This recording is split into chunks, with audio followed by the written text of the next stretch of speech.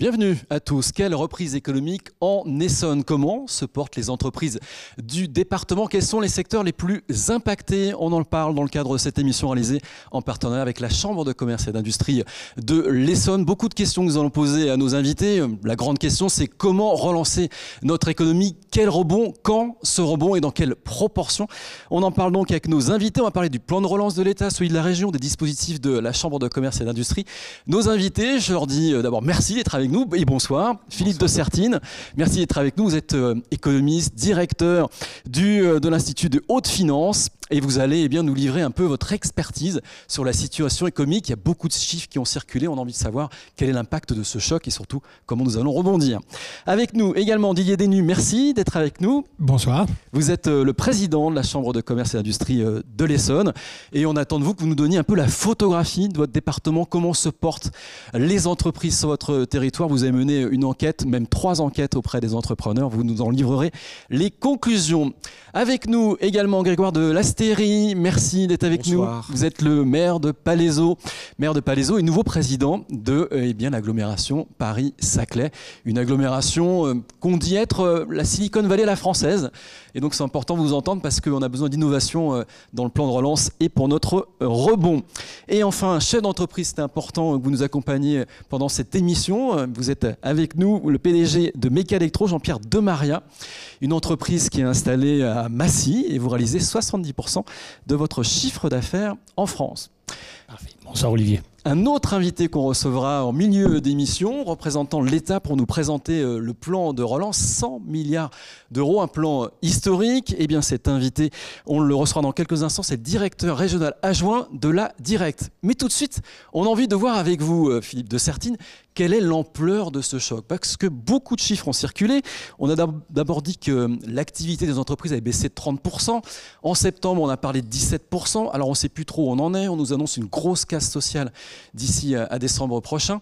Quelle est l'ampleur du choc, Philippe de Sertine? Alors je crois que vraiment quand on parle de la situation, on doit avoir beaucoup d'humilité, tous autant que nous sommes, que ce soit les économistes, les politiques, les chefs d'entreprise, etc. La situation que nous connaissons est sans équivalent dans l'histoire. On n'a jamais vu ça. Donc ce qui signifie évidemment que quand on va essayer de reprendre de l'expérience, peut-être pour regarder les faits ou pour prendre des décisions, attention, on peut se tromper. Et donc surtout là, il faut à tout moment dire oui, finalement ce que j'ai dit il y a une semaine, il y a un mois, n'est pas tout à fait juste. Ce qui est certain, c'est que nous avons eu un arrêt de l'économie mondiale, ça ne s'est jamais vu. Que nous avons une récession du fait de cet arrêt de l'économie mondiale qui n'est jamais vu. Quand on dit depuis la Seconde Guerre, depuis la guerre, même pendant les guerres, on n'a jamais un arrêt complet de l'économie. Donc c'est une situation absolument incroyable. Un choc évidemment, ça veut dire que quand vous arrêtez l'économie, logiquement tout est en faillite. Donc là, on a eu les autorités monétaires mondiales, les autorités monétaires européennes, les autorités politiques européennes et françaises, bien entendu, qui ont dit on va essayer de maintenir l'économie quand il n'y en a pas, puisqu'on est obligé de l'arrêter. Et on a essayé de se projeter, notamment sur la fin de cette année, c'est-à-dire le moment où l'économie redémarre. Redémarre, pas partout, mais redémarre quand même. Alors, ce qu'on peut dire, c'est que oui, il y a un choc. Et là, effectivement, quand on regarde les dernières prévisions qui sont arrivées la semaine dernière, de la Banque Centrale Européenne, de la Banque de France, on va dire de toutes les autorités monétaires économiques, on se rend compte de quoi? Que le choc est incroyable, mais qu'il est peut-être moins fort qu'on l'avait pensé au mois de juin, juillet.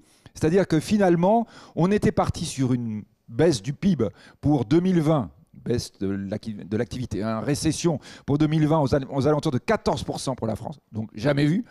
On va être probablement peut-être entre 9 et 10. Donc on est d'accord, faut être très très clair. Quand vous avez moins 0,5, quand au mois de janvier 2020, on est en train de dire la fin de l'année 2019, on a probablement eu un recul de moins 0,5. Tout le monde, dans les médias, dans les commentateurs, disait c'est une catastrophe. Bon là, on est moins 10, c'est quelque chose d'incroyable. Incroyable en termes d'ampleur. Mais vous vous rendez compte, on s'est trompé de 4% de manière négative, enfin positive si vous voulez. C'est-à-dire que c'est gigantesque la marge d'erreur. Et ça, effectivement, c'est parce que l'économie a redémarré probablement mieux qu'on le pensait, parce qu'elle a été plus résiliente dès le mois de juin, c'est-à-dire qu'on a continué à travailler, où les entreprises ont repris au fond le travail pendant cette période en bricolant avec les enfants à la maison pour les employés, avec les employés qui ne peuvent pas venir, etc. Mais en fait, il y a une sorte de résilience et ça, c'est quelque chose d'absolument remarquable. Voilà, et puis des Français qui ont consommé, qui avaient envie de consommer, on l'a vu durant l'été. Mais on parle de réception, mais est-ce qu'on a une une récession qui va être longue? Est-ce qu'on a une croissance qui est entre parenthèses? C'est ça qu'on a envie de comprendre et de savoir. Alors vous n'êtes pas devin, vous pouvez pas nous le dire, et les indicateurs, vous nous avez dit, ils se trompent. Oui, alors là, évidemment, je vais vous décevoir en disant, en fait, j'en sais rien. Merci beaucoup d'être venu. Mais voilà, ce que l'on pense, c'est que ça n'est pas une crise économique comme d'habitude. On n'est pas en 2007, 2008. Oui, ou même toutes les grandes crises dans l'histoire où on disait qu'il faut des années avant de récupérer le PIB, la production d'avant. Là, effectivement, c'est un choc externe. C'est l'outil industriel qui s'est arrêté, c'est un choc de l'offre. C'est les États qu'on dit qu'il faut arrêter l'économie. C'est-à-dire c'est pas l'économie qui a dit je vais m'arrêter, c'est pas l'économie qui a dit j'ai un problème, c'est pas la finance qui fait faillite comme c'était le cas en 2008. Ça n'a rien à voir, on dit on arrête. Donc ce que l'on voit aujourd'hui, c'est que quand ça repart, ça va repartir très très fort. Je crois vraiment que ça c'est quelque chose aussi qu'on doit avoir à l'esprit. On n'a jamais eu une récession comme celle-là. On va, de mémoire de Français d'aujourd'hui, connaître un redémarrage comme on n'a jamais connu. Quand on est en train de dire froidement, la Banque de France vous dit probablement on sera à plus 7%, peut-être plus 8% l'année prochaine. Mais entre-temps, il y aura de la casse, des destructions d'emplois. Entre-temps, il y aura de la casse. Mais attention, quoi, plus 8, personne n'a jamais vu ça. Et quand on dit plus 8, c'est pas simplement 3 grandes entreprises qui vont avoir une grosse augmentation. C'est toute l'économie française qui va repartir d'un seul coup, notamment d'ailleurs tirée par la croissance mondiale, notamment par la croissance asiatique. On doit bien avoir l'idée que l'économie, c'était déjà un peu le cas entre 2008 et 2012, avait une locomotive qui était plutôt l'Asie. Là, maintenant, l'Asie tourne encore plus fort. Donc, c'est elle qui va traîner l'économie mondiale. Mais attention, la locomotive va repartir très, très fort.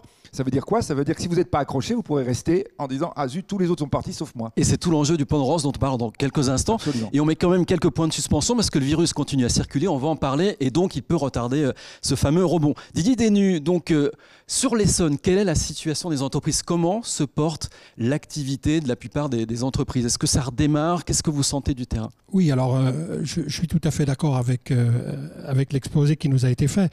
Les entreprises sont résilientes, beaucoup. Moi, ce que je peux vous dire quand même, c'était l'État.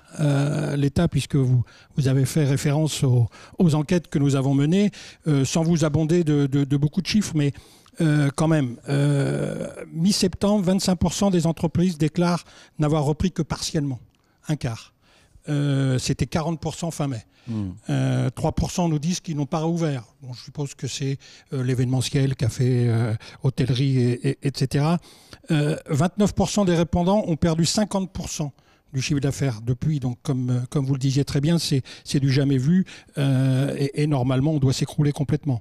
Ils sont seulement 11% à ne pas avoir subi de chiffre d'affaires. Bon, c'est le grand commerce, c'est la pharmacie, c'est tout ce qui est le médical, etc. Et 55% déclarent qu'ils ne seront pas en mesure de compenser leur perte d'activité. Donc, comme on l'avait dit, effectivement, c'est une grosse interrogation. Qu'est-ce que je vais faire? Quel va être mon avenir? Le plan de l'État, rapidement, qu'est-ce qui s'est passé? En Essonne, c'est 7% des PGE de l'Île-de-France. Ça correspond grosso modo au poids économique. C'est 7000 dossiers, 1,5 milliard. Pareil, on est à peu près dans la moyenne et d'Île-de-France et nationale. Plus de 200 000 salariés concernés par l'activité partielle. Ça aussi, ça a été très fort. Je crois qu'on a nationalisé l'emploi salarié et je pense que ça a été une très, très, très bonne mesure puisqu'on garde les compétences et on garde l'outil de travail. Voilà, et puis 54 000 dossiers du Fonds de solidarité. Et alors, quels sont les secteurs les plus impactés alors, sur votre département? Alors, les secteurs les plus impactés sur le département, effectivement, c'est l'aéronautique, bien sûr, avec SNECMA, et puis le moteur libre qui était parti à toute vitesse et qui vient de s'arrêter d'un seul coup, et donc tous les sous-traitants qui sont derrière. L'automobile, puisqu'on a aussi des sous-traitants automobiles, l'événementiel, bien sûr, voilà, et puis café, restaurant, hôtellerie. Donc, et Orly, c'est un vrai sujet, c'est combien d'emplois Orly? Alors Orly, c'est un gros sujet d'inquiétude. Orly, c'est 150 000 emplois directs et indirects, c'est 45% des emplois qui viennent de l'Essonne. Et un chiffre qui est très symptomatique et qui explique pourquoi c'est important. 1 million de passagers, c'est 5 000 emplois. Donc on a chuté, Orly a fermé complètement, redémarre mais très très doucement. Je crois qu'on doit être à 10 ou 15%, pas plus. Donc c'est une grosse inquiétude pour nous, c'est une grosse inquiétude pour l'activité sur le plateau de Saclay. Le fait qu'Air France décide de rapatrier tout son trafic sur Roissy et les créneaux disponibles qui vont être, c'est des créneaux qui ne doivent pas être des créneaux vacances, mais qui doivent être des créneaux qui sont tournés sur le business. Donc Orly, c'est primordial. Il ne faut pas laisser tomber Orly. Il faut qu'Orly redevienne une plateforme aéroportuaire internationale et qui nous draine le business, non seulement sur l'Essonne, mais sur tout l'axe sud, puisque des gens qui arrivent à Orly vont sur le Loiret, vont sur l'Indre-et-Loire. Donc pour nous, c'est primordial. Il faut se battre pour Orly. Et entre parenthèses, il faut aussi se battre sur la ligne 18 parce que ça, on en a besoin. Voilà, le Grand Paris Express, dont on peut se poser la question, on en parlera peut-être en fin d'émission. Est-ce qu'il a encore une utilité à l'heure du télétravail, de la digitalisation de la société? Enfin, c'est un vrai sujet, la dimension du Grand Paris Express. Avec nous, on l'a dit, un chef d'entreprise, Jean-Pierre de Maria. Merci encore d'être là. Vous êtes PDG de Meka Electro, qui est leader sur son marché, leader sur le marché français des actionneurs dans des fonctions de sécurité, donc sur des marchés aussi bien médical, aéronautique, BTP. Donc c'est pour ça qu'on voulait vous avoir sur le plateau, c'est que vous rencontrez évidemment vos clients et tous ne sont pas impactés pareil. Mais avant de leur demander comment ils vont, d'abord la santé de votre entreprise. Comment ça se passe? Est-ce que l'activité a repris? Est-ce qu'elle a repris dans les mêmes proportions que vous avez laissé l'entreprise, même si vous n'êtes pas resté très très longtemps en interruption d'activité? Alors nous, on cumule les problèmes parce qu'on a repris la société en début janvier, donc sur un business plan qui a été bâti en 2019, sans Covid, d'accord. Et effectivement, c'est pas simple sur la première année d'exploitation, les premiers mois d'exploitation, de voir arriver cette pandémie. Néanmoins, la résilience de Meka Electro a fait que c'est vrai qu'on a vu des marchés comme l'aéro s'effondrer. Alors quand vous dites, Monsieur de Sertine, que dans l'avenir, il y aura une forte reprise, je ne pense pas que l'aéro y soit. Parce qu'on parle de 2026 maintenant. Hein. Ouais. Donc 2026, c'est pas demain. Donc c'est pour nous, vous le disiez aussi, c'est pour nous le plus gros effondrement. Plus de 35%. On a perdu un tiers de nos marchés. Heureusement, vous travaillez avec le médical et là, c'est plus de 100. Voilà. D'où l'intérêt d'avoir un carnet de commandes diversifié. C'est là où je voulais en venir. On a de la chance d'être multisecteur, d'être multimétier. Et il y a un métier, vous parlez de la Chine, il y a un métier qui tire également, c'est le nucléaire chez nous. Donc pas en France, malheureusement, parce qu'on a terminé ce qu'on devait faire, mais par contre sur les marchés chinois. Mais effectivement, le marché qui sauve l'activité de chez nous, parce qu'en fait, vendredi soir dernier, nous étions en moins de 3% par rapport à l'an dernier. Donc, on ne peut pas dire qu'on a une crise, enfin, pour nous. Alors, vous savez que septembre est problématique, parce que autant on pouvait dire sur juillet, avant les vacances, que tout était reparti. Là, septembre, il y a un coup d'arrêt. On verra bien ce qui va se passer. Et qu'en est-il du bâtiment et travaux publics, vos clients dans le BTP? Parce que c'est vrai qu'on a eu le sentiment que ça a redémarré sur les chapeaux de roue, mais au final, c'était peut-être une reprise en trompe-l'œil. Il fallait finir les chantiers. Alors, en fait, nous, dans le bâtiment, nous sommes sur toute la sécurité incendie, le maintien de portes, les ventilations. Alors non, on doit être à moins 15 aujourd'hui. C'est pas forcément le bâtiment qui va tirer l'activité. De toute manière, ils ne pouvaient pas travailler, les gens, sur le bâtiment. Donc, c'est facile, ça a été vite impacté. Donc non, pour nous, c'est le médical et on a été les projets que l'on a menés dans le médical depuis très longtemps, et pas que sur Air Liquide, on les remercie, mais General Electric en Italie, en Espagne, ont fait qu'effectivement on est à plus de 200% de notre activité. Alors il y a un territoire en Essonne qui est intéressant, c'est un peu une petite France, Grégoire de Lasteyrie, Palaiseau, Paris-Saclay. On a à la fois de la recherche et du développement sur ce plateau de Saclay, où l'État a l'intention de mettre les moyens pour que ça devienne une Silicon Valley à la française. Et puis on a aussi des zones d'activité, des sièges sociaux à Massy. Donc ça permet d'avoir une lecture assez juste de ce qui se passe. Oui, et effectivement, ce qu'on voit sur le territoire de Paris-Saclay, c'est ce que Didier Denu décrivait au niveau de l'Essonne. On a des secteurs qui ont été extrêmement touchés, durement. Secteur des transports, où évidemment toutes les activités de taxi, de VTC, de logistique aussi ont été mis totalement à l'arrêt. Le secteur hôtellerie-restauration a évidemment souffert terriblement. L'événementiel, bien sûr, les secteurs des loisirs sont des secteurs qui ont beaucoup souffert sur Paris-Saclay. Et ça, c'est dans l'ensemble de nos parcs d'activités. Je pense notamment au parc de Courtabœuf, qui est un des grands parcs d'activités de Paris-Saclay et sur lequel l'activité a été vraiment très très durement touchée. Et puis Paris-Saclay, c'est aussi le cluster, c'est aussi la recherche et développement, c'est aussi les grandes écoles qui sont et toute l'économie de l'enseignement en fait, et qui est sur le plateau et qui pour le coup a une résilience beaucoup plus forte. Et évidemment, on voit cet été l'université Paris-Saclay qui se classe première université française du classement de Shanghai, première mondiale dans le domaine des mathématiques. Voilà, les activités de recherche ont continué pour partie, pas celles qui avaient besoin de se retrouver dans des laboratoires, mais les autres. Et donc on a vraiment cette dichotomie où on sent que l'innovation publique et privée, je rappelle que Paris-Saclay, c'est 15% de la recherche française. Donc c'est vraiment majeur pour notre pays, a encore des forces, a encore une capacité à pousser le reste du pays, et c'est bien l'objectif de Paris-Saclay. C'est comment est-ce qu'on crée l'innovation, comment est-ce qu'on crée l'arme stratégique de l'innovation qui vont faire que demain, des emplois vont pouvoir se créer dans beaucoup d'entreprises, dans le territoire proche de Paris-Saclay bien sûr, Massy, Courtabœuf, aux alentours de la zone d'Orly aussi qui est collée à Paris-Saclay, mais plus globalement partout en France. C'est l'ambition qu'on porte sur le territoire, c'est ce qu'on essaye de faire, et c'est pour ça aussi qu'on a mis très tôt des dispositifs efficaces d'accompagnement des entreprises. Exactement.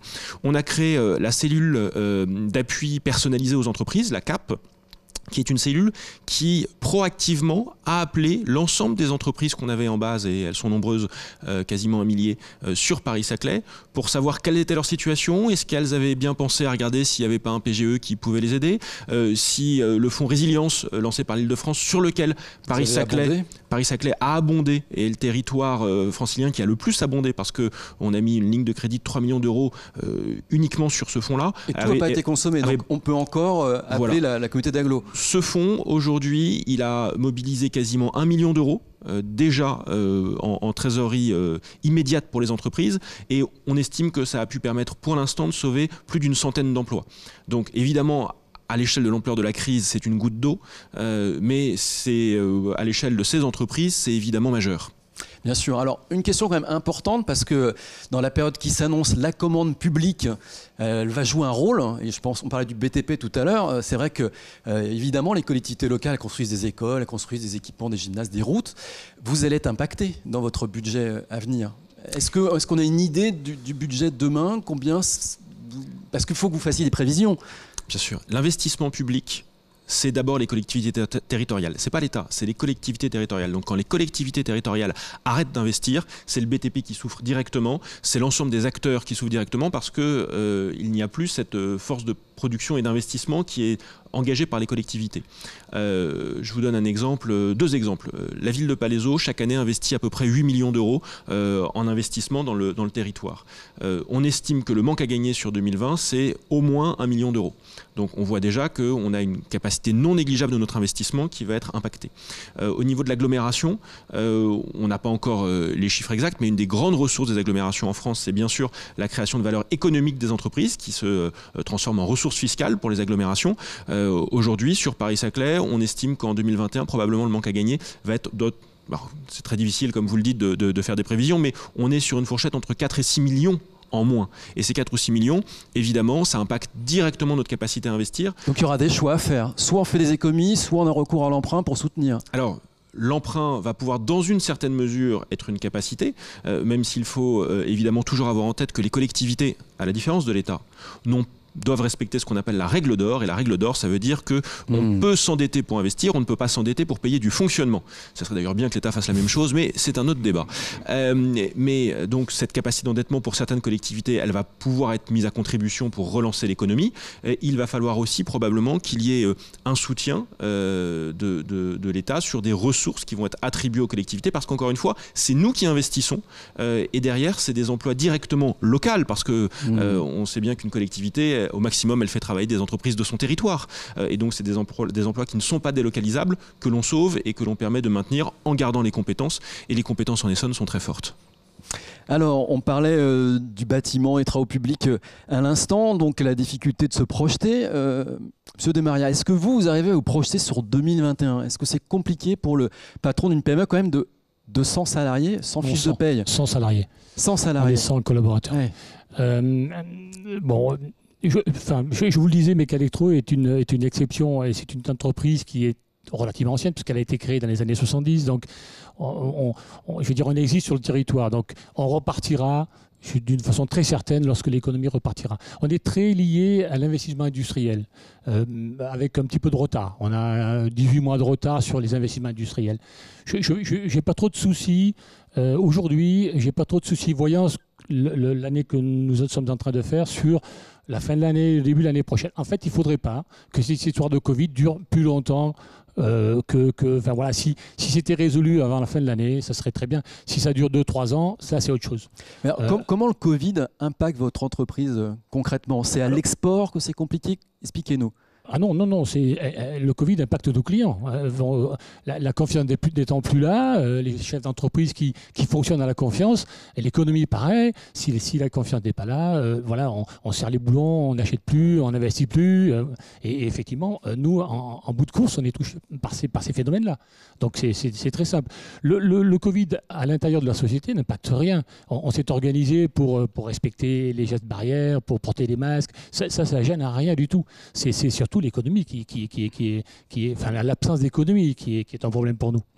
Mais je vous dis, je suis optimiste sur la fin de l'année.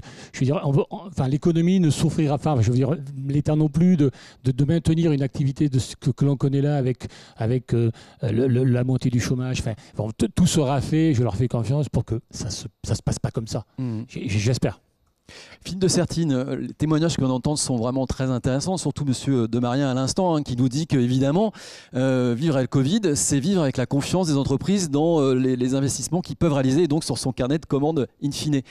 Ça s'articule très très mal aujourd'hui, l'économie et vivre avec le Covid. Oui, c'est sûr. Et là, ce qu'on évoque un peu, c'est justement une diversité de situations qui vont faire que parmi les gens qui nous regardent, il y en a peut-être qui vont dire, mais ils sont optimistes, moi je vis un truc très très compliqué. D'autres qui vont dire, mais finalement, nous c'est vrai que ça va pas si mal. On a vraiment la diversité un peu des réactions. Je crois qu'en effet, il y a un certain nombre de difficultés. Vous voyez, si on dit, il y a eu la phase 1, l'arrêt. Il y a la phase 2, c'est la phase 2 de reprise avec les aides de l'État, les aides des plans, les aides des emprunts, qui est finalement un fonctionnement avec béquilles. Puis à la phase 3, où on enlève les béquilles, ça commence à repartir. La phase 4, évidemment, c'est celle qu'on attend tous. C'est le moment où ça redémarre partout, où ça va redémarrer fort. En fait, aujourd'hui, là, quand on est en septembre, quand on évoque, il y a beaucoup d'entreprises qui sont dans la phase 3, c'est-à-dire qui disent, voilà, ce que vous dites, on est à moins 3% global, on a une activité qui n'est pas bonne, l'autre qui est bonne, etc. Mais fondamentalement, je fonctionne. Vous avez encore un certain nombre d'entreprises, et là, évidemment, c'est cela qu'il faut peut-être évoquer quand on parle à ceux qui nous regardent ce soir, c'est ceux qui sont encore en phase 2. C'est-à-dire ceux qui sont encore avec « je ne survis pas tout seul ». Et je me demande ce qui va se passer. Alors c'est vrai qu'on a évoqué l'aéronautique, parce que l'aéronautique, que ce soit Airbus d'ailleurs quand vous êtes dans le sud-ouest, et plus largement d'ailleurs en Europe, mais si vous parlez des aéroports, vous voyez bien le problème. Mais peut-être il faut aussi évoquer par exemple le petit commerce. On est dans tout le tissu des toutes petites entreprises. Le commerce très impacté, quand vous évoquiez tout à l'heure le taxi, par exemple, bien entendu. Je dirais tous ces services de proximité, souvent dans des entreprises, 1, 2, 3 personnes, qui vous disent on a la trésorerie pour tenir novembre, décembre. Il ne faut pas que ça continue après. Parce que là, je ne sais pas comment je vais faire, mais je vais mettre la clé sous la porte. C'est-à-dire que là, effectivement, dans cette phase 3, c'est une phase critique, ce qu'on évoquait à l'instant. C'est-à-dire celle-ci, comment on va faire pour en même temps ne pas mettre tout le temps l'économie sous assistance respiratoire, parce que c'est pas tenable, ce qu'on évoquait aussi sur la question fiscale par exemple, l'argent rentre plus, donc de toute façon à un moment donné on se retrouve avec l'idée qu'on ne peut pas continuer indéfiniment comme ça, et en même temps dire attention, on a des pans entiers, notamment des toutes petites entreprises de l'économie, des pans entiers de l'économie qui peuvent être menacés, et ça effectivement ce serait extrêmement grave de les perdre, parce que quand on va rentrer en phase 4, ils vont manquer. C'est-à-dire c'est tellement compliqué de reconstituer des entreprises déjà existantes. Pour ça que toutes ces mesures ont été prises en disant on essaie d'être en assistance totale parce qu'on sait que ce n'est pas une crise économique normale, c'est un arrêt. Donc là, quand ça va redémarrer, normalement ça va fonctionner. Mais quand ça ne redémarre pas, bien sûr, et là on a plusieurs secteurs comme cela, et je crois que vous avez parlé de l'événementiel, mais même on peut parler largement d'un secteur qui pèse en France, qui est important pour ce qu'on appelle en économie le soft power de la France. Le tourisme, vous pensez au tourisme évidemment? Je pense au tourisme et à la culture. Et à la culture. La culture, c'est très important. Dont on parle très peu. Vous avez on en raison. parle peu, mais en réalité, on voit très bien que là, par exemple, quand on évoque le tissu local, les villes, etc., qu'est-ce qui fait l'attractivité d'une ville? Le tourisme, on l'évoque, c'est évidemment la manière dont on représente l'attractivité, mais la culture, c'est souvent la façon dont on va pouvoir attirer des gens. Donc tout ça, ce sont des éléments dans lesquels on voit bien là que ce sont des secteurs très impactés. Et à côté, on est d'accord, à côté, vous avez des secteurs qui sont repartis, qui sont aujourd'hui en disant, mais nous, on tourne normalement, voire même parfois qui tournent plus fort qu'avant. Donc on a cette dichotomie très forte qui va être un problème à long terme si bien sûr on reste avec une situation, on va dire phase 2, pour certains, phase 4 pour les autres. Parce alors que là, justement, comment on passe de la phase 2 à la phase 3 pour arriver à la phase 4 ? Parce que le vrai sujet pour tous ceux qui nous écoutent aujourd'hui, c'est en même temps quand on écoute et qu'on regarde les chaînes d'infos et qu'on apprend que Madrid a reconfiné, on se dit mais qu'est-ce qui va se passer dans d'autres pays ? On voit que certains départements passent rouge. C'est complexe de pouvoir se projeter. Vous l'avez dit, c'est un problème de confiance, l'économie. Donc là, ça veut dire que le rebond, on a du mal à le situer dans le temps, parce qu'il se retarde à mesure que la maladie, le virus progresse. Alors, là, je pense qu'autour de la table, on est tous évidemment un tout petit peu démunis quand on va parler des questions de sciences pures médicales. On ne vous posera pas de questions sur le sujet. Voyez, mais je crois que bien sûr. En matière économique, on a ce problème parce que même on sent bien que la science médicale est enfin, non pas hésitante, mais elle fait comme tout le monde, quoi. Elle découvre le phénomène au moment où en réalité il se pose, parce qu'on n'a pas de recul là-dessus au niveau mondial. Il est évident que si on repart, par exemple, alors ça aujourd'hui c'est envisagé par personne, mais si on repartait sur un confinement mondial comme on l'a connu au printemps, là c'est une catastrophe énorme d'un point de vue économique. A priori, on ne part pas là-dessus. Donc la question qui se pose, c'est de dire 1, est-ce qu'on va avoir un vaccin ? 2, de la thérapie. 3, peut-être vraiment, il faut le dire devant tous les gens qui nous regardent. 3, une discipline de la population suffisante pour arriver à endiguer un processus qui, quand on est discipliné, et là on voit vraiment les exemples dans les autres pays. Pensez à l'Asie notamment. Évidemment. On pense à l'Asie, mais même on peut penser au restant de l'Europe, notamment l'Europe du Nord. Enfin, quand vous vous baladez un tout petit peu, moi, il se trouve que j'ai dû pour des raisons professionnelles. Quand vous êtes impressionné de voir la discipline de certains pays. Enfin, quand vous êtes impressionné, ça veut dire que vous arrivez de France, vous dites on est moins discipliné. Je suis venu par le métro, comme tout le monde tout à l'heure. Oui, il y avait 4, 5, 6, 10 personnes qui disent non, le masque, je ne le mets pas, quoi. Clairement, on sent qu'elles veulent être, c'est souvent des jeunes qui veulent être montrés. Moi, j'en ai marre de ces consignes, etc. Ou alors qui sont anti-liberticides, etc., etc. Non, là, c'est une discipline collective. Je crois que vraiment, c'est quelque chose d'indispensable parce qu'en matière économique, comme on le disait à l'instant, dans les entreprises, quand on applique exactement les consignes qui sont données, vous n'avez pas, sauf accident extérieur, mais vous n'avez pas une propagation du virus. Donc je crois, nous, à l'université, par exemple, aussi, c'est quelque chose sur lequel on insiste beaucoup auprès des étudiants, c'est une responsabilité de tous les citoyens pour pas que, du point de vue économique, on ait des conséquences qui seraient dramatiques. Et là, en dehors de tout vaccin ou en dehors de toute thérapie. Didier Denuc, quelles sont les entreprises dans l'Essonne qui s'en sortent le mieux actuellement, qui ont effectué leur reprise ? Alors, j'aurais tendance à dire, c'est pas des secteurs particuliers. C'est l'entreprise qui a su utiliser les bons outils qui étaient, je dirais, un petit peu en sommeil, qui se sont réveillés avec le Covid. Je parle du télétravail, de la communication digitale, de tout ce qui est les livraisons, etc. En ce qui concerne le drive and collect, j'ai encore un petit chiffre à vous donner. 100% d'augmentation entre février et mai au niveau national. C'est fantastique. Et donc, il va en rester. Et forcément. Alors, quelles sont les entreprises qui vont le mieux s'en sortir ? C'est celles qui vont avoir de l'organisation, de la vision, de la réactivité, de l'activité qui va pouvoir faire la différence. Là, je pense qu'on a un exemple à côté là, qui est tout à fait symptomatique. C'est là. Donc, alors évidemment, en Essonne, on a quelques disparités entre les territoires du Sud et les territoires du Nord. Au Sud, il y a moins d'impact sur l'emploi salarié. Au Nord, on en a un peu plus. C'est vrai que chez vous, on a grosso modo 35% du bâtiment, du BTP sur Grand Paris Sud, c'est-à-dire tout ce qui est l'axe Sud. Là, on a tout ce qui est l'aéronautique et ses sous-traitants. Mais grosso modo, c'est ça. C'est l'entreprise qui va savoir utiliser l'outil. Moi, j'ai confiance. Moi, je suis comme vous. Je pense qu'on va avoir un gros boom. Et ce gros boom, il faudra le prendre. Vous avez raison. Le train va démarrer de l'Asie, mais il va démarrer vite. Et je crois qu'on peut pas prendre le train en route s'il est passé trop vite. Donc c'est là où les entreprises vont avoir à réagir tout de suite. C'est là où on va avoir notre rôle en partenariat avec les territoires, de manière à tirer les entreprises vers d'abord leur faire une situation de la situation dans laquelle ils se trouvent, et puis les tirer, leur dire ça va marcher, c'est bon. Faut rester objectif. Faut pas leur dire que de toute façon, malheureusement, on va en laisser quelques-unes sur le tapis, c'est clair. On va en laisser un peu plus que les années précédentes, mais il va y avoir des opportunités, il va y avoir peut-être des entreprises qui vont se regrouper ensemble, et puis moi je crois qu'il faut donner un message d'optimisme. Alors vous l'avez dit, hein, dans la période, il s'agit d'être agile, de s'adapter à la situation. Donc il faut vraiment faire preuve de beaucoup d'énergie, encore plus que d'habitude. Vous parliez à l'instant, Philippe de Sertine, des commerces qui souffrent encore. On a été dans l'Essonne rencontrer une restauratrice alors qui ne manque pas de pêche. Vous allez voir, elle a plein d'idées, des idées toutes simples, ça part du bon sens. Et résultat, son activité reprend. Et tout ça, c'est né du confinement. Et elle a pensé différemment son activité. Elle s'est digitalisée notamment et avec succès. Regardez ce reportage tourné dans l'Essonne par Christophe Rigaud. Plusieurs fois par jour, ce geste fait désormais partie du quotidien d'Isabelle. À la tête, avec son mari Stéphane de la Belle Époque, un restaurant de cuisine traditionnelle et familiale, en plein centre-ville de Juvisy-sur-Orge.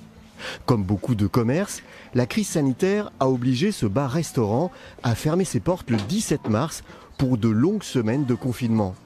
Mais pour Isabelle et Stéphane, pas question de rester les bras croisés. Nos clients nous ont tellement tannés que dès le 24 avril, on a remis en route derrière une proposition Drive qui a très bien fonctionné, qui a mis un peu de temps.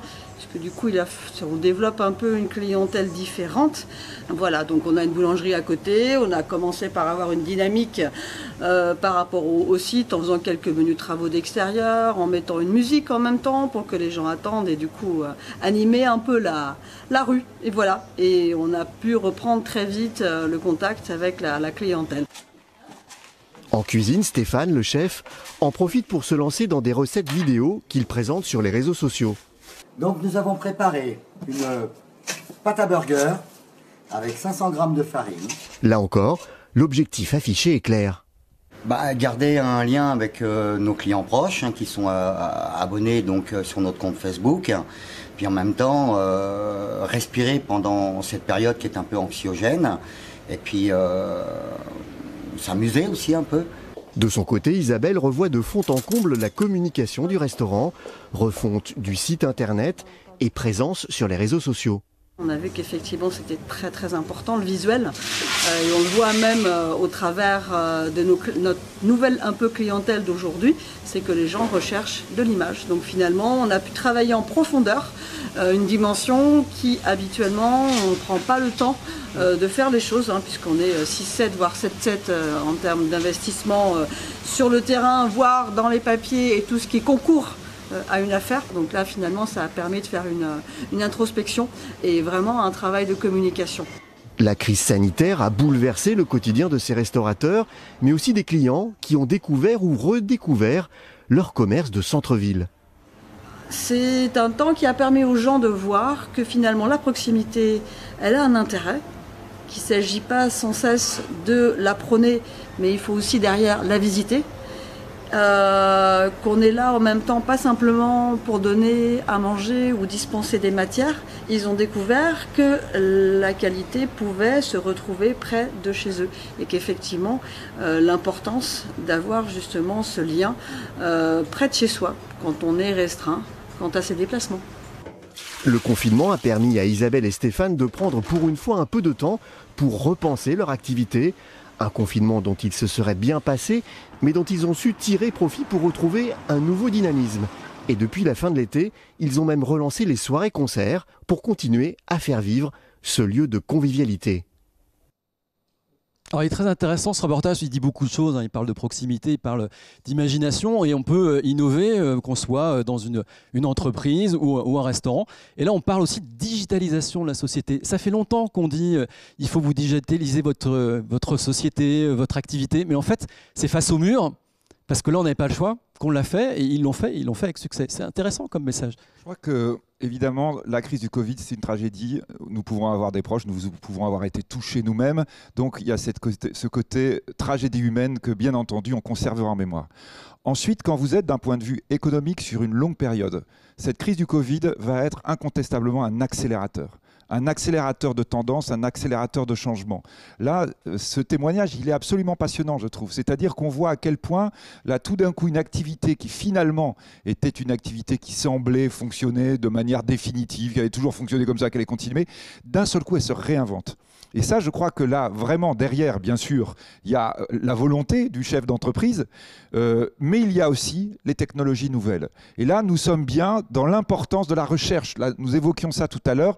Je crois qu'on doit avoir conscience, ça fait plusieurs années qu'on le dit, mais que maintenant, c'est quelque chose qui devient évident, notamment au travers de cette crise Covid au niveau mondial, c'est que nous rentrons dans une rupture technologique incroyable, un changement technologique de toute l'économie mondiale. Et nous n'avons pas de géants pour porter ce changement. Vous le dites très souvent. Nous, on n'a pas Européens. des entreprises de 1000 milliards comme aux États-Unis. Nous, Européens, effectivement, bien sûr, d'ailleurs on le voit, hein, l'économie ou la finance a montré que s'il n'y avait pas de crise du point de vue notamment de la valorisation des entreprises, c'est toutes ces entreprises qui clairement sont en phase avec cette évolution-là. Et qui développent autour d'elles tout un écosystème d'autres entreprises et qui se développent Google, avec Amazon, de etc. l'argent. Ce qu'on évoque d'ailleurs, cette dame probablement, elle utilise de ces, on va dire, grandes entreprises, pour ne pas leur faire de publicité en direct, mais enfin, grandes entreprises non européennes qui ont pris le marché complètement. Et là, c'est quoi ? Ce sont des secteurs dans lesquels, on va dire, le paysage n'est absolument pas figé. Il ne faut surtout pas se dire, ah ben maintenant, on ne pourra plus refaire un Google ou un Amazon en Europe. Non, non, attention, ils se sont faits en quelques années, ils sont partis d'un garage. 2 personnes, 3 personnes, et hop, elles montent de manière extraordinaire. Nous avons les talents en Europe, nous les avons notamment en Essonne, et nous les avons au plateau de Saclay, quand on dit c'est le plus important centre mathématique, c'est là que ça se passe, dans les mathématiques. Mais ensuite, ce n'est pas des mathématiciens qui vont faire l'entreprise. C'est des gens qui s'en emparent, qui vont peut-être le faire pour le restaurant, pour le taxi ou pour tout un tas d'autres activités, et de l'argent. Ce dont nous avons besoin, c'est mettre énormément d'argent, du financement là-dedans. Du financement, un peu de financement public, mais on saupoudre, parce qu'évidemment, on sait que l'état des finances publiques, y compris pour les collectivités, c'est forcément compliqué, il y a beaucoup de choses à faire. Mais énormément d'investissements privés. On a de l'argent privé en France, en Europe, qui peut s'investir dans cette rupture. Il faut qu'il soit mieux fléché. Oui, il faut qu'il soit mieux fléché, il faut qu'il le veuille lui-même, c'est-à-dire il faut qu'il ait confiance dans l'idée que, oui, ce qu'on est en train d'inventer, c'est d'abord positif. C'est un changement incroyable, mais un changement qui n'est pas seulement négatif. C'est vrai que quand on change, on a peur, mais quand on se rend compte que le changement peut être positif, eh bien ça va redonner la confiance non seulement à ceux qui font le changement, à ceux qui peuvent être embauchés, les jeunes, et à ceux qui peuvent financer, plutôt les vieux peut-être. Grégoire de Lasteyrie, on vient de parler de se réinventer, et c'est vrai, l'innovation, ça peut être un levier dans le moment que l'on vit, et à Saclay évidemment avec ces grands centres de recherche appliquée, mais aussi derrière qui conduisent à des innovations qui permettent de créer des entreprises de l'emploi. Ça se passe là-bas, ça peut être un levier, Saclay ? Ça peut être un levier, ça doit être un levier. C'est en fait le phénomène de ce qu'on appelle la destruction créatrice qu'avait défini Schumpeter. Et on voit bien que cette destruction créatrice, soit elle peut être négative pour les entreprises qui sont durement touchées, qui disparaissent et où quelque part la création leur échappe. Et c'est d'autres qui en bénéficient et potentiellement d'autres en dehors de notre pays, de notre département. Ou alors si on l'accompagne correctement, et je crois que c'est le rôle de la CCI, c'est le rôle des collectivités territoriales, c'est le rôle de la puissance publique plus globalement, alors cette destruction qu'on vit aujourd'hui va permettre la création de cette économie qui en partie se digitalise, même si un restaurant continuera à accueillir physiquement et que le lien humain ne disparaîtra pas. Et pour cette digitalisation, qu'est-ce qu'il faut ? Il y a plusieurs ingrédients qui sont importants. Le premier, c'est évidemment que l'ensemble des acteurs travaillent ensemble. Donc on a besoin que le laboratoire de recherche, que la grande entreprise, que la start-up, que la structure d'enseignement soit bien en lien. C'est ce qu'on avait fait il y a quelques années avec les pôles de compétitivité, qui sont encore d'actualité, qui sont peut-être même encore plus d'actualité aujourd'hui. Cette innovation, elle doit bien se transférer. Si un brevet reste dans un laboratoire, dans un tiroir, ça ne sert à rien. C'est intellectuellement très sympathique, mais ça ne sert à rien en fait. Et donc la question, c'est de favoriser ce transfert de technologie vers le monde de l'entreprise, d'accompagner les créateurs d'entreprises qui veulent avoir accès à cela, leur donner aussi accès à du financement. On a beaucoup de start-up sur Paris-Saclay. Il y avait beaucoup de levées de fonds qui étaient en cours avant le mois de mars 2020. Toutes les levées de fonds se sont arrêtées du jour au lendemain parce qu'évidemment les investisseurs privés ont dit oh là là, moi je vais pas commencer à mettre des billes dans une boîte dont je sais même pas si le secteur continuera à exister dans 3 mois. Et aujourd'hui il va falloir qu'on réamorce cette machine. C'est le second ingrédient qui est important, c'est de réussir à donner des financements. Les financements publics sont importants, néanmoins c'est beaucoup de prêts qu'aujourd'hui la puissance publique fait, que ce soit l'État, que ce soit les collectivités. Et évidemment un prêt pour une entreprise ça veut quand même dire qu'un jour ou l'autre il faut rembourser, c'est pas des capitaux propres. Et donc c'est aussi une réflexion qu'il faut mener. Il faut redonner confiance parce que c'est en donnant confiance et en donnant des perspectives que les acteurs privés vont revenir financer l'économie et donc permettre à ces startups d'éclore et pourquoi pas dans quelques années être des licornes puis rentrer dans les GAFA avec une nouvelle lettre.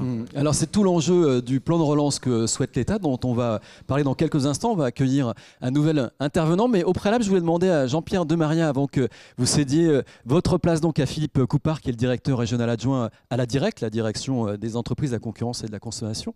Je voulais vous demander ce que vous attendez, vous, chef d'entreprise, de ce plan de relance de l'État, 100 milliards. Alors, au niveau de notre société, je veux dire que l'État fait des efforts concernant le PGE, on y a adhéré. L'État fait des efforts pour l'aide aux alternants, on y a adhéré. En dehors de ces points-là, et puis on crée une agence en Allemagne, et on a là également avec la Chambre de commerce des facilités. Donc, en dehors de ça, je pense que c'est... En fait, je veux dire, c'est une modification de la mentalité des acteurs. Vous parliez de créer en Europe ou en France l'équivalent de ce qui se passe aux États-Unis. C'était impossible. Enfin, je veux dire, c'est une mentalité qui n'est pas la même. Eux sont pro-business, nous on ne l'est pas. Donc il va s'écouler du temps, de l'eau sous les ponts avant que nous puissions atteindre ça. Vous voyez bien que... J'ai souvenance des analyses qui ont été faites auprès des jeunes qui voulaient être tous fonctionnaires. Donc, aller dire ça à un Américain qui veut reprendre une boîte, c'est pas la même chose. Vous voyez ce que je veux dire? Donc vous attendez des changements de mentalité. Moi, je pense que c'est pas que de l'argent, en fait. Non, oui.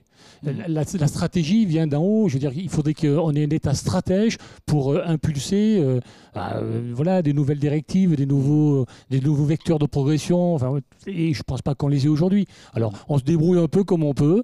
Voilà, donc ramener à la boîte, ramener à Mécalectro, je vous ai dit ce qu'on allait faire. C'est pas rien. On a embauché quelqu'un en septembre, 2 alternants, on crée une agence en Allemagne dans une période qui est difficile. En dehors de ça, c'est très compliqué.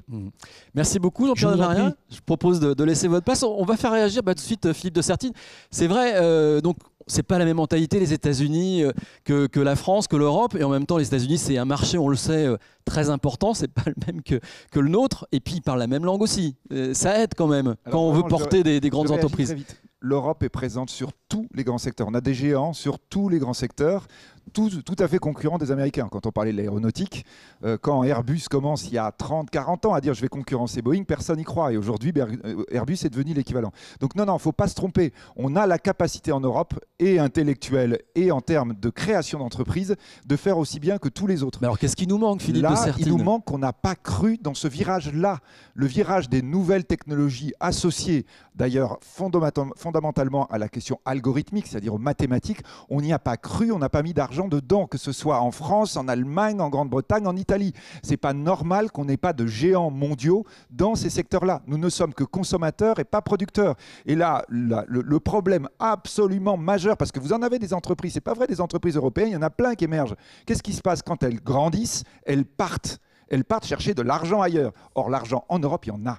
Nous avons de l'épargne, nous avons de quoi financer ces géants de demain. La seule chose, c'est que pour le moment, nous ne l'avons pas fait. Et effectivement, là, du point de vue stratégique, et je ne crois pas que ça viendra d'un État stratège. Je crois vraiment que ça va venir d'entreprises qui ont la capacité de croître et qui rencontrent des marchés au niveau mondial et qui peuvent lever de l'argent chez nous. La vraie question, c'est celle-là. Et c'est la question fondamentale. Vous voyez, quand on dit pourquoi, a posteriori, on n'a pas créé de Google chez nous, parce qu'on n'avait pas ce marché américain qui s'appelle Nasdaq, qui est le marché concurrent du grand marché, qui a permis de financer pendant des années des entreprises en perte. C'est pas avec de l'argent public, c'est pas avec des idées publiques. Aux États-Unis, il n'y en a pas plus qu'en Europe. C'est avec de l'argent privé qui a pu se positionner là et qui a pu effectivement financer des entreprises qui deviennent après des géants. Donc je crois vraiment ça c'est un grand enjeu. En fait, c'est le retour du risque dans la manière dont on doit penser notre avenir européen. Et je le répète, c'est un problème français, mais pas que français. C'est pour ça que l'Europe, c'est intéressant, parce qu'en fait, on a tous le même problème, donc on doit tous avoir la même solution. Très bien. Alors, vous allez écouter avec attention, comme nous, Philippe Coupard, qui va nous présenter ce plan de relance de l'État, puis on vous demandera évidemment votre avis à vous tous. Donc, merci d'être là avec nous. Merci à vous de m'accueillir. Donc, je rappelle, vous êtes le directeur régional adjoint de la DIRECT, qui est la direction des entreprises, de la concurrence, de la consommation, du travail et de l'emploi. Et vous êtes le directeur aussi de la DIRECT sur le département de l'Essonne. 100 milliards d'euros, ce plan de relance décidé par l'État. C'est une somme colossale, vous la qualifiez comme telle? En tant que serviteur d'État, ça fait déjà quelques années que j'exerce dans le milieu de l'économie pour le compte de l'État, mais je considère effectivement que c'est extraordinaire. Je rapporte à la crise de 2008 où le plan de relance de 2008-2009, 26 milliards, 100 milliards, c'est une autre échelle. Et pourtant, le choc était violent.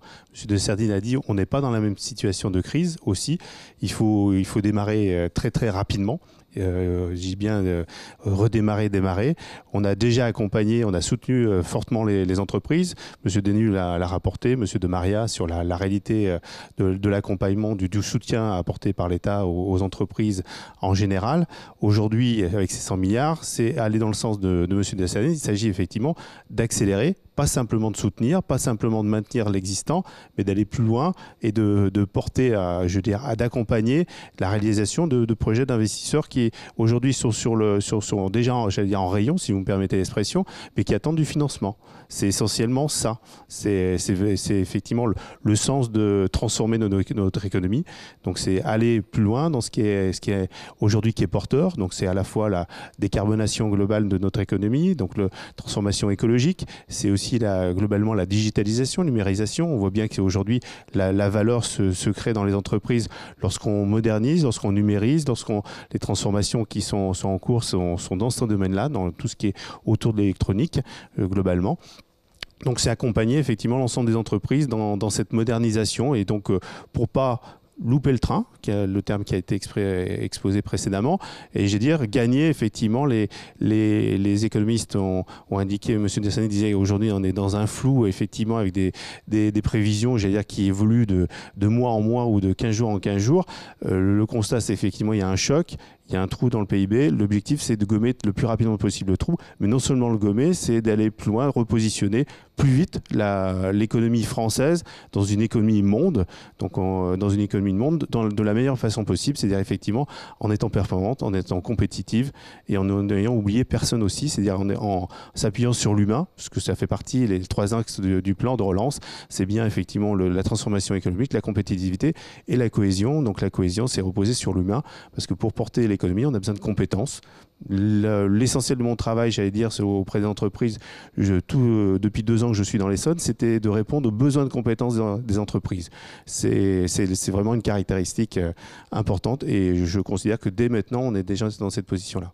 Alors, 100 milliards, on va voir comment se décompose cette somme. Il y a 3 volets principaux. Le premier volet, c'est la transformation écologique. C'est 30 milliards.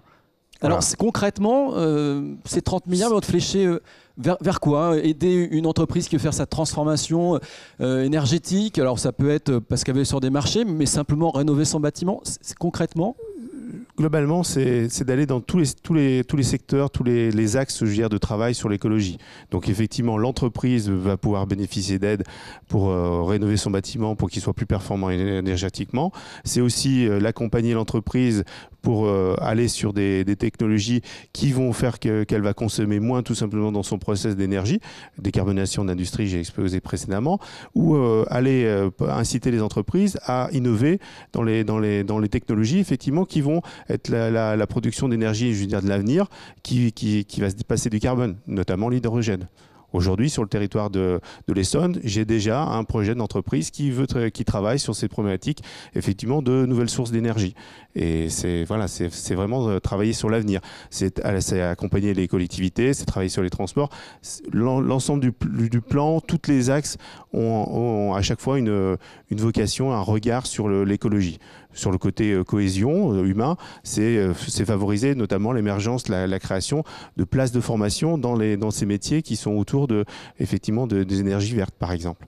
Alors, vous parliez d'un autre volet important, c'est le volet compétitivité. Est-ce qu'il va y avoir un levier qui peut être fiscal sur l'outil de production, une baisse d'impôts sur la production? Est-ce que c'est aussi sur la recherche, la formation, la compétitivité? Donc tous les axes sont pris en compte. Donc il y a bien sûr un volet fiscal. Tout le monde a déjà entendu parler, je l'espère, en tout cas, je le répète, sur la baisse de l'impôt sur les productions. Donc ça, c'est un effort important qui est structurel, c'est pas conjoncturel. Là, c'est bien agir effectivement sur nos tissus pour donner davantage de moyens à l'entreprise d'être performant sur les marchés mondiaux.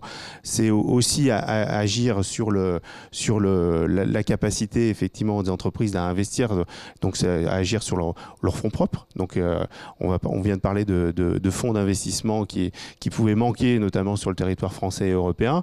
Donc c'est une partie de l'argent du plan de l'État va servir à la création de fonds, donc avec des effets leviers qui aujourd'hui ne sont pas encore quantifiés, mais qui vont aller donc plus loin globalement que l'argent que va mettre l'État, pour qu'il y ait des fonds, davantage de fonds en capacité d'accompagner les investisseurs.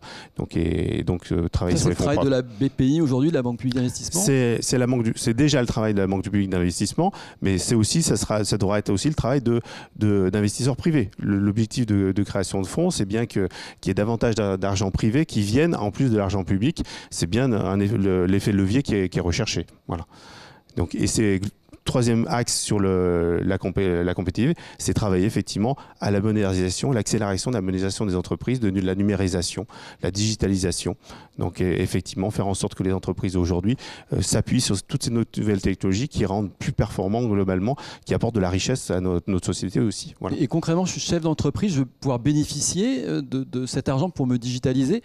Je dépose quoi, un dossier, ça marche sous forme de subvention, c'est sur un projet, c'est abondé? Donc aujourd'hui, ce que je souhaite effectivement que l'ensemble des chefs d'entreprise retiennent, c'est que immédiatement, là, on a 4 plans d'investissement qui sont disponibles, qui sont accessibles. Il y a des plans qui sont organisés au niveau des filières. Donc, il y a déjà les plans aéronautiques, automobiles, qui sont déjà un peu plus anciens, même si ça date que de 2-3 mois, le fonctionnement. Mais nous avons les fonds sur l'investissement industriel territorial, qui se met en place en partenariat avec le Conseil régional. Et nous avons un fonds aussi sur l'innovation stratégique. Ces fonds, aujourd'hui, pour comment y accéder? Il suffit d'aller sur le site du gouvernement ou de la BPI, effectivement, de déposer son projet, même si j'ai dit on s'oriente mal dans le fond, peu importe, si on va sur l'investissement territorial. Derrière, vous aurez nos experts de la Directe, donc les ingénieurs des mines, etc., qui vont, et la BPI, aussi l'accompagnement de la CCI en conseil en amont, mais qui vont orienter effectivement les porteurs d'un projet qui est présent, qu'ils ont déjà aujourd'hui en carton et qui ont des difficultés pour le financer. C'est ce qui était évoqué auparavant en difficulté, le présente, il est évalué de façon technologique, il est évalué après globalement, normalement, aussi sur sa perspective financière, la santé financière de l'entreprise, ça c'est le travail de la BPI, le travail de la Directe, c'est bien l'évaluation technologique, et derrière, s'il est considéré comme performant, pertinent pour l'avenir, effectivement, il peut bénéficier de subventions pures, donc carrément des aides, ou aussi des prêts.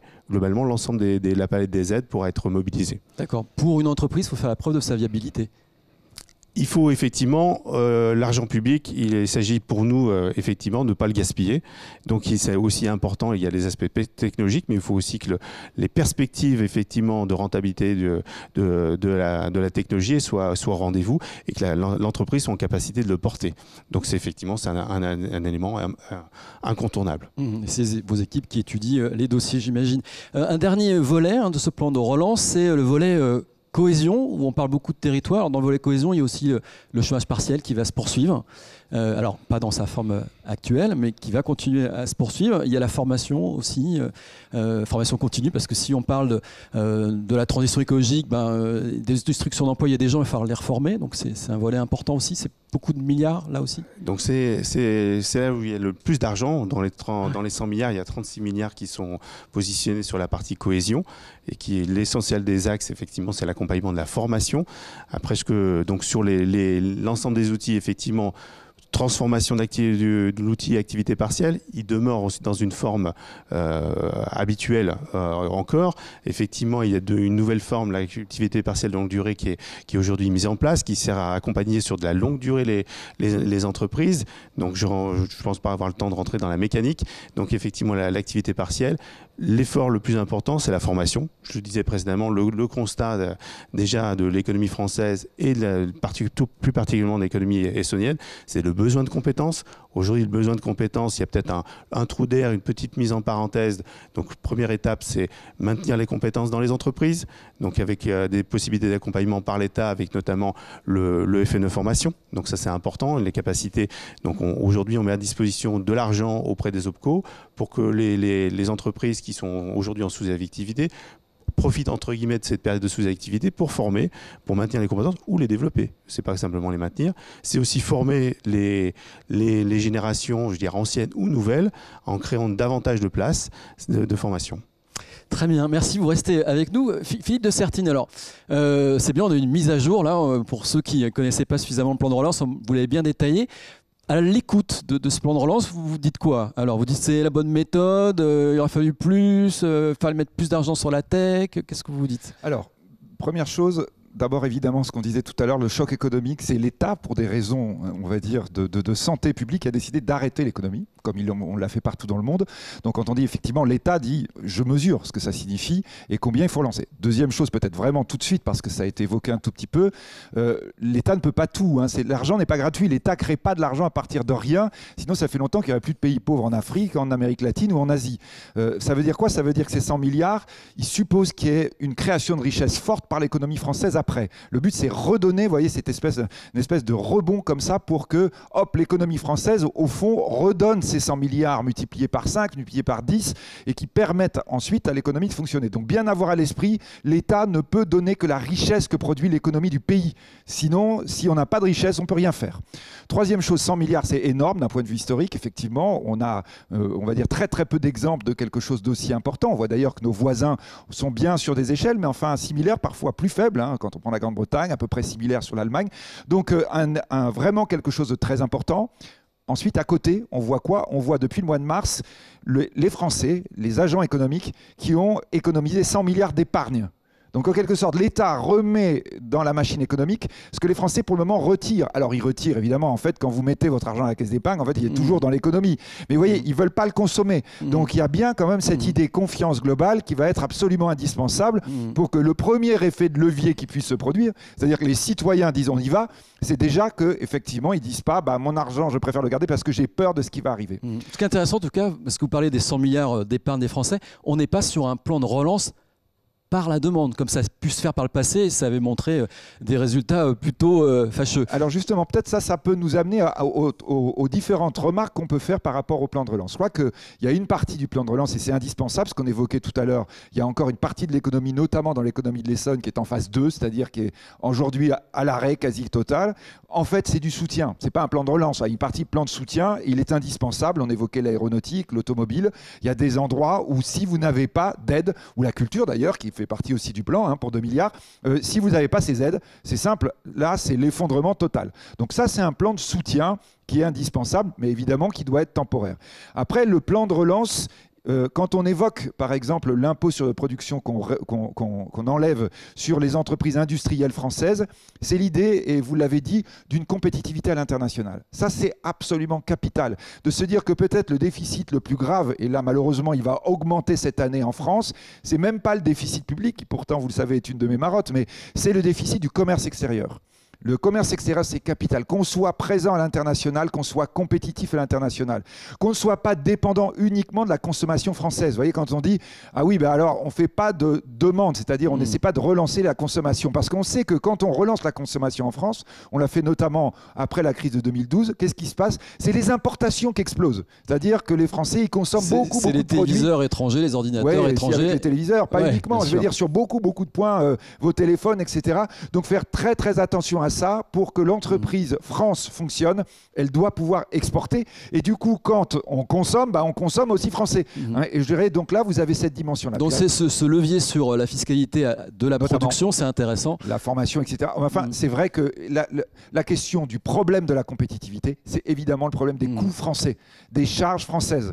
Alors ça, évidemment, ça veut dire aussi, quand on enlève l'impôt de production, on enlève de la ressource aux collectivités locales. Et par rapport, on n'oublie pas, par rapport à tout ce qu'on a dit précédemment, que là, dans l'équilibre français ou dans le déséquilibre en avant français, attention évidemment de ne pas avoir tout d'un coup des problèmes. Et puis dernier aspect qui est très important, c'est le vrai plan de relance, c'est-à-dire se positionner sur l'économie de demain. Alors on va en parler, mais juste avant, si vous voulez bien, on va écouter une interview qu'on a réalisée cette semaine de la vice-présidente de la région Île-de-France en charge du développement économique. Alors pourquoi cette interview? Parce qu'à côté du plan de l'État, on a aussi un plan régional dans l'Île-de-France. Le premier plan a été présenté, il y en aura plusieurs, et ce premier plan, c'est 1,3 milliard d'euros à consommer tout de suite d'ici à la fin de l'année. Je propose d'écouter Alexandra Dublanche et qui nous parle aussi de la suite. Vous avez annoncé un plan de relance, d'abord un acte 1 de ce plan de relance de la région de France. Il a été présenté mi-juin, un montant d'1,3 milliard d'euros.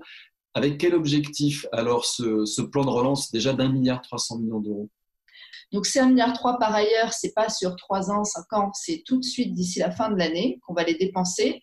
Donc je dirais que la moitié c'est de l'aide aux entreprises, donc à la fois avec des dispositifs d'urgence, type ceux qu'on a vus, Fonds de solidarité, puisque la région Île-de-France était la première contributrice de la part région sur le Fonds de solidarité, le fameux 1 500 euros. On a des dispositifs d'aide à la trésorerie, le prêt rebond, le Fonds résilience, et beaucoup d'aide à l'industrie pour essayer de relocaliser des parties de chaînes de production. Donc il y a un très grand axe économique, j'y inclus évidemment le soutien au tourisme, au secteur culturel. Voilà. Ensuite, il y a un axe emploi et enfin, il y a un axe écologique fort. D'ailleurs, on vient de clôturer une COP environnementale avec près de 200 annonces de projets très concrets parce que voilà, il ne suffit pas de discourir sur l'écologie, il faut agir concrètement, qui vont compléter ce qu'on avait déjà annoncé dans le plan de relance d'1,3 milliard, qui est évidemment tout ce qui est soutien au transport, puisqu'il n'y a pas plus écologique que le transport, le soutien au vélo, le RER vélo et le budget participatif environnemental où on va mettre 100 millions d'euros pendant 5 ans pour soutenir des projets dans tous les territoires d'Île-de-France. Et on a beaucoup qui ont été déposés en Essonne par des associations, par des communes. Alors vous avez parlé d'acte 1, ça sous-entend qu'il y aura un acte 2 pour cette relance? Exactement. L'acte 1, c'était vraiment les mesures d'urgence maintenant, tout de suite, pour aider à passer le cap de la crise. L'acte 2, c'est l'investissement public, la commande publique. Donc, c'est dans le cadre notamment de ce qu'on appelle le contrat de plan État-région. Donc, de grands investissements cofinancés par l'État, par la région, par les collectivités, notamment dans les transports à nouveau, également dans la recherche, dans la culture. Et donc, ça sera annoncé prochainement à l'automne par la présidente. Voilà, donc on l'a compris, un plan de relance de l'État, un plan de relance de la région. Alors l'élu local que vous êtes, Grégoire de Lasteyrie, il entend se positionner comment alors? Est-ce que vous arrivez en soutien des régions, en messager? Comment vous vous situez? Effectivement, on voit qu'il y a des sommes extrêmement importantes que l'État met sur la table, que la région met sur la table. Et quand on se met à la place du chef d'entreprise, à un moment, c'est dire mais comment est-ce qu'on passe du théorique de ces chiffres en milliards qui sont finalement assez stratosphériques au concret dans mon entreprise. Et du coup, il y a 2 sujets qui sont importants pour moi. Le premier, c'est le sujet de l'information du chef d'entreprise. Et concrètement, sur Paris-Saclay, on va présenter aux chefs d'entreprise de notre territoire, dans les tout prochains jours, l'ensemble des plans de relance et l'ensemble des dispositifs auxquels ils ont le droit et sur lesquels ils peuvent être éligibles. Et ça, je crois que cet accès à l'information est absolument essentiel. Sinon, on aura annoncé des grands chiffres et ils ne seront pas consommés. Et ce sera extrêmement frustrant pour tout le monde. Puis le second sujet, et je m'adresse aux représentants de l'État évidemment sur ce sujet particulier, c'est l'accessibilité de ces fonds.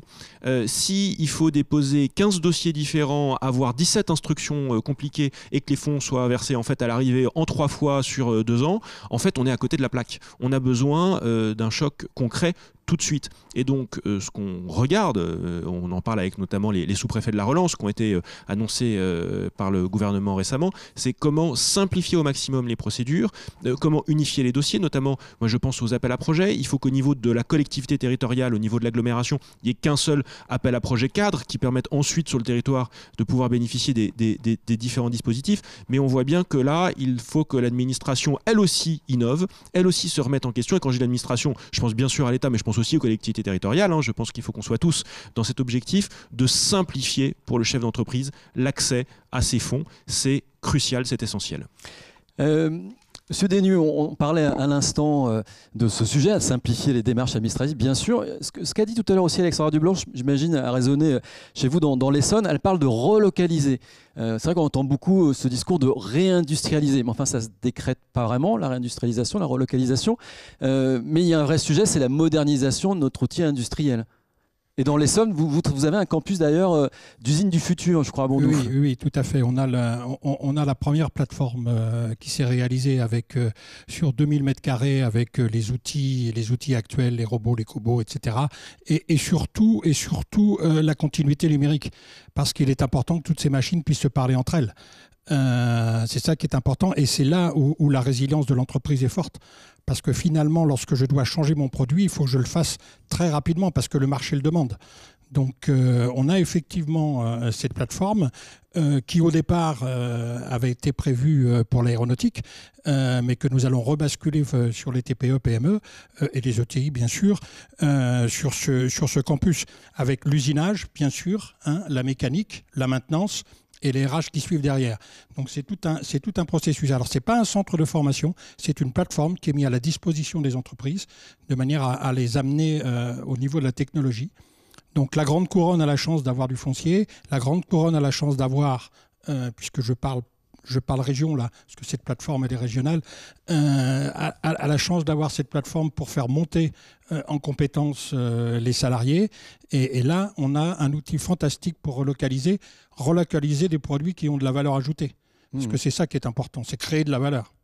Alors avant de demander un mot de conclusion à tous, sur ce sujet, relocaliser, réindustrialiser, ça c'est un vieux rêve, mais ça ne se décrète pas, je le disais, ça s'encourage, mais est-ce que ça peut s'encourager à coups de billard ?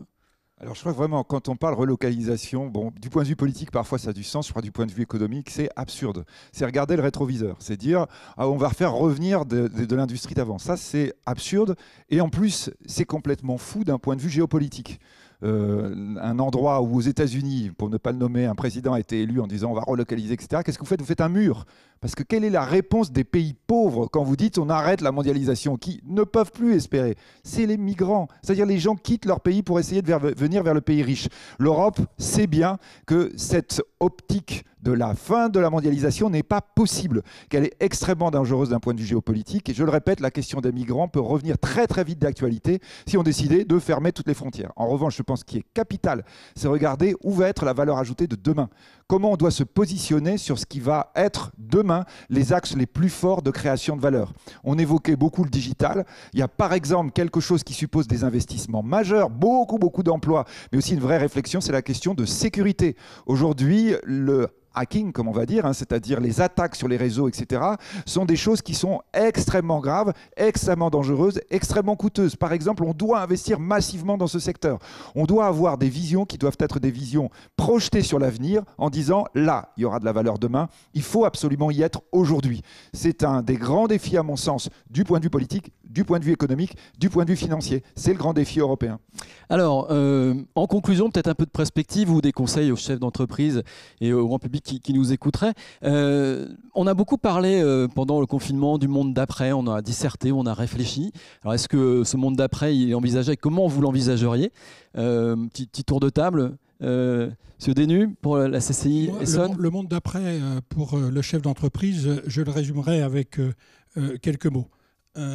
L'optimisme, la confiance, l'adaptabilité, l'agilité, la créativité.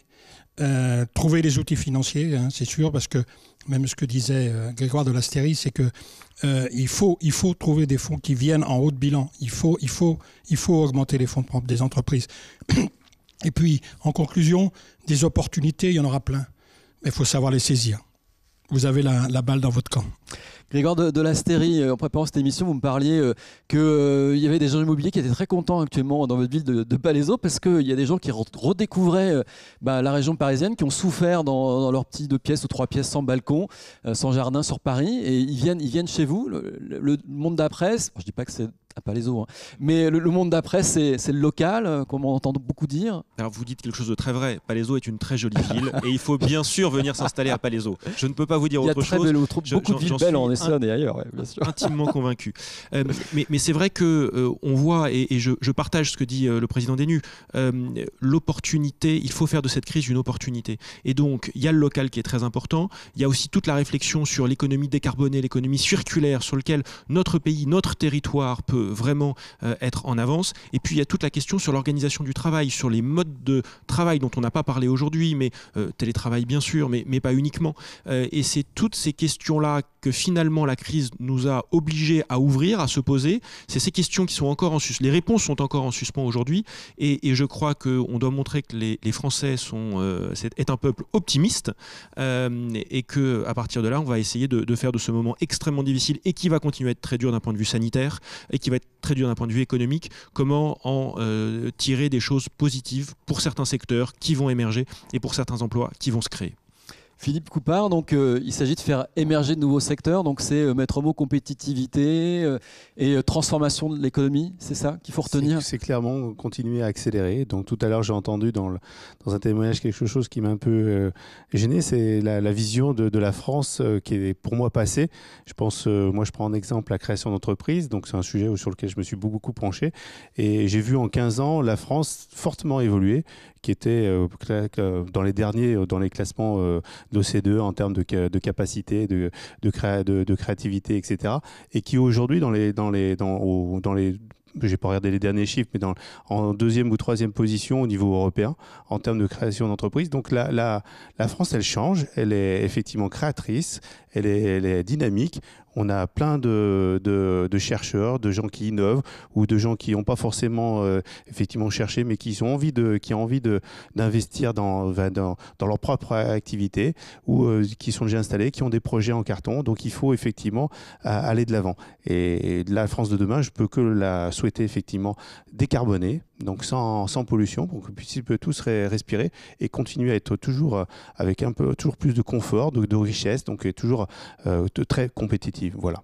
Bon, Philippe de Sertine, ce monde d'après, c'est possible de l'inventer, il faut l'appeler de ses voeux. En tout cas, on sent que vous avez réfléchi à cette question. Ça fait aucun doute qu'il faut qu'on change de modèle au niveau mondial. On le sait, hein, c'était la grande actualité au mois de janvier 2020, quand vous aviez une jeune Suédoise activiste qui parlait à la tribune des Nations Unies. Enfin, quand je parle d'elle, c'est toute la génération qui dit qu'il faut un changement de modèle. Ils ont raison. Le changement de modèle, tout d'un coup, au travers de 2 mois de confinement au niveau mondial, on s'est rendu compte qu'il pouvait s'inventer ultra vite. C'est-à-dire qu'effectivement, on s'est rendu compte, là, la capacité incroyable de modifier complètement le mode de fonctionnement de l'économie. Et évidemment, l'économie arrêtée, c'était un premier point. Mais ensuite, l'économie repart sur des axes complètement différents, avec un effondrement d'ailleurs des gaz à effet de serre pendant ce temps-là. Donc, c'est-à-dire vraiment quelque chose qui se passe d'un point de vue mondial. Aujourd'hui, on en est là. La seule chose que l'on voit effectivement, c'est que ce changement de monde, il est sans arrêt en train de nous surprendre. Je crois que vraiment, à chaque fois, quand on est en train de dire « oui, mais ça, je suis d'accord que ça change, mais le reste, non, il faut le garder ». Non, tout peut changer parce que du terrain, on voit bien que l'ensemble des vrais gens, des gens dans les entreprises, les gens dans les villes, les gens dans les campagnes, partout dans le monde, sont en train de commencer à dire « on va aller sur quelque chose de différent ». Donc c'est d'abord cette agilité, on va dire cette acceptation d'un changement profond en disant « ce changement, on peut très bien faire qu'il soit incroyablement positif ». Et je crois qu'effectivement, c'est à mon avis la grande idée que nous avons, notamment on va dire dans cette fin d'année qui risque d'être encore compliquée en se disant finalement la fin du tunnel, elle pourra arriver très très vite. Très bien, merci beaucoup à nos invités de nous avoir présenté leur regard sur cette situation complexe actuelle. Merci encore aux équipes de la CCI Essonne d'avoir participé à la construction de ce rendez-vous. Quant à nous, on se dit à très vite. Merci.